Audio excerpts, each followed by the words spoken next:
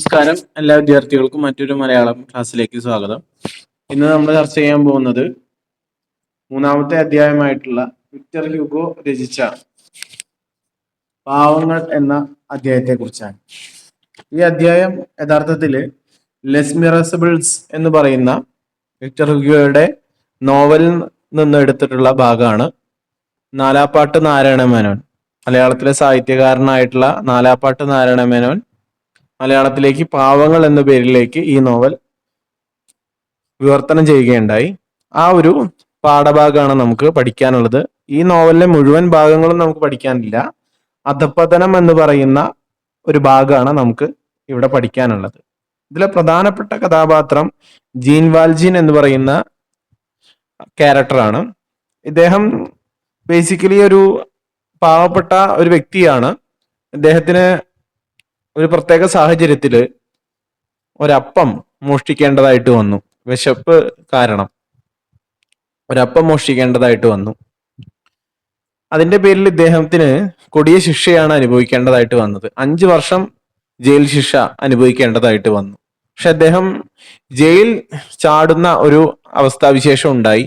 അപ്പോൾ അങ്ങനെ കേവലം ഒരു ഭക്ഷണം മോഷ്ടിച്ചതിന് 14 വർഷം ഇദ്ദേഹം ജയിലിൽ അനുഭവിക്കേണ്ടതായിട്ട് വരികയാണ്. ജയിലിൽ അദ്ദേഹം കൊടിയ പീഡനങ്ങളും അവഗണനയും ഒക്കെ അനുഭവിച്ചു. പിന്നീട് ജയിൽ മോചനം ലഭിച്ചപ്പോഴും അദ്ദേഹത്തിന്റെ ജീവിതത്തിൽ ഒരു മോചനം ലഭിക്കുകയല്ല ഉണ്ടായത്. പുറത്തും അദ്ദേഹത്തിന് ഒരു ജയിൽവാസം പോലെ തന്നെയായിരുന്നു ഉണ്ടായിരുന്നത്. സമൂഹത്തിലുള്ള ആളുകളൊന്നും തന്നെ അദ്ദേഹത്തെ അടുപ്പിക്കുമായിരുന്നില്ല. ഒരുപാട് അവഗണന അദ്ദേഹത്തിന് അനുഭവിക്കേണ്ടതായിട്ട് വന്നു. ഒരു കർഷകൻ ഇദ്ദേഹത്തെ കണ്ടപ്പോ കർഷകന്റെ നായയെ അഴിച്ചു വിട്ടു എന്നാണ് പറയുന്നത്. അതുപോലെ ഒരു ഹോട്ടൽ നടത്തിപ്പുകാരൻ അദ്ദേഹത്തെ ആട്ടി ഓടിച്ചു എന്നാണ് പറയുന്നത്. ഭക്ഷണത്തിന് കാശ് കൊടുത്താൽ പോലും ആരും കൊടുക്കാത്ത അവസ്ഥ. ഒരു സ്ഥലത്തും അദ്ദേഹത്തിന് പാർപ്പിടം കിട്ടാത്ത അവസ്ഥ. എല്ലാവരും അദ്ദേഹത്തെ ഒറ്റപ്പെടുത്തുകയാണ്. അതിന് കാരണം എന്താണെന്ന് ചോദിച്ചു കഴിഞ്ഞാൽ, ജയിൽവാസം അനുഭവിച്ച വ്യക്തികൾക്ക് ഇദ്ദേഹത്തിന്റെ നാട്ടില് യൂറോപ്പിൽ നടന്നുള്ള ഒരു കഥാ പശ്ചാത്തലമാണ് ഇവിടെ കൊടുക്കുന്നത്. അപ്പൊ യൂറോപ്പില് അദ്ദേഹത്തിന് ഒരു മഞ്ഞ കാർഡ് ആണ് കൊടുക്കുന്നത്, മഞ്ഞ പാസ്പോർട്ട്. ഈ പാസ്പോർട്ട് കുറ്റവാളികൾക്ക് നൽകപ്പെടുന്നതാണ്. അതുകൊണ്ട് തന്നെ സമൂഹത്തിലുള്ള ആരും ഇദ്ദേഹത്തെ സ്വീകരിക്കുന്നില്ല. ഒടുവിൽ ഒരു ബിഷപ്പിനെ ഇദ്ദേഹം കാണുകയാണ്. ബിഷപ്പിന്റെ ഒരു ദേവാലയത്തിൽ വെച്ച് ഒരു ബിഷപ്പിനെ ഇദ്ദേഹം പരിചയപ്പെടുകയാണ്. അപ്പൊ ബിഷപ്പിന്റെ മേടയിൽ ഇദ്ദേഹത്തിന് താമസ സൗകര്യവും വീഞ്ഞും അപ്പവും ഒക്കെ കൊടുക്കുന്നുണ്ട്. പക്ഷെ ഇദ്ദേഹത്തിന്റെ മനസ്സിൽ ഇത്രയും കാലം ഏറ്റുവാങ്ങിയ ക്രൂരതകളും അവഗണനയും കാരണം ഒരു ക്രൂര മനസ്സായി കഴിഞ്ഞിട്ടുണ്ടായിരുന്നു ഈ ജീൻ വാൽജീൻ. അതുകൊണ്ട് തന്നെ ഇദ്ദേഹം എന്ത് ചെയ്തു എന്ന് ചോദിച്ചു കഴിഞ്ഞാൽ, ഇവിടെ ഈ ബിഷപ്പിന്റെ മേടയിലുള്ള വെള്ളിപ്പാത്രങ്ങളെല്ലാം മോഷ്ടിച്ച് അവിടെ നിന്നും കടന്നു കളയുന്നു. ഇവിടെ വിക്ടർ ഹ്യൂഗോ അവതരിപ്പിക്കുന്നത് സമൂഹത്തിലെ കുറെ കാലം സമൂഹത്തിൽ നിന്നും ലഭിച്ച ട്രോമ കാരണം ഒരു വ്യക്തി എളുപ്പത്തിൽ നന്മയിലേക്ക് തിരിച്ചു വരില്ല എന്നതിനെ ഇവിടെ കാണിക്കുകയാണ് ഈ നോവലിൽ ചെയ്തിരിക്കുന്നത്. പിന്നീട് ഇദ്ദേഹത്തിനെ പോലീസ് പിടിക്കുകയും തിരിച്ച് ബിഷപ്പിന്റെ മേടയിലേക്ക് എത്തിക്കുകയൊക്കെ ചെയ്യുന്നുണ്ട്. അപ്പൊ അദ്ദേഹത്തെ അത്ഭുതപ്പെടുത്തി ബിഷപ്പ് ഇവിടെ ചെയ്യുന്ന കാര്യം എന്താണെന്ന് ചോദിച്ചു കഴിഞ്ഞാൽ, ഇത് താൻ സമ്മാനിച്ചതാണ് എന്ന് പറയുകയാണ്. മാത്രവുമല്ല, അവിടെ ഉണ്ടായിരുന്ന ബാക്കി വെള്ളിപ്പാത്രങ്ങൾ കൂടി ഇദ്ദേഹത്തിന് കൊടുക്കുകയും ചെയ്യുന്നുണ്ട്.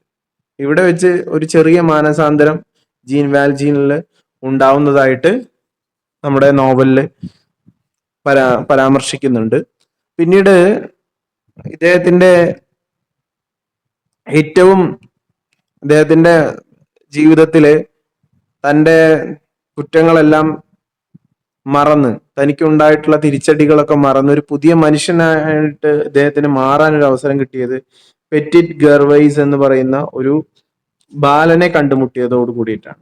അവിടെ എന്താ സംഭവിക്കുന്നത് ചോദിച്ചു കഴിഞ്ഞാൽ, ഈ ബാലന്റെ ഒരു വെള്ളി നാണയം ഇദ്ദേഹത്തിന്റെ അടുത്തേക്ക് നീങ്ങി വീഴുന്നുണ്ട്.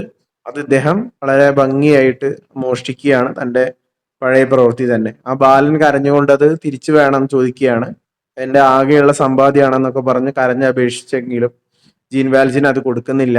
കാരണം അദ്ദേഹത്തിന്റെ ഉള്ളിലുള്ള ആ ഒരു മൃഗീയത പോയിട്ടുണ്ടായിരുന്നില്ല. കാരണം അത്രയും വർഷം സമൂഹം അദ്ദേഹത്തെ ഒറ്റപ്പെടുത്തിയിട്ടുള്ള സംഭവങ്ങളും, അതുകൊണ്ട് തന്നെ സമൂഹത്തോടൊക്കെ ഒരു വിദ്വേഷമായിരുന്നു അദ്ദേഹത്തിന്റെ മനസ്സിലുണ്ടായിരുന്നത്.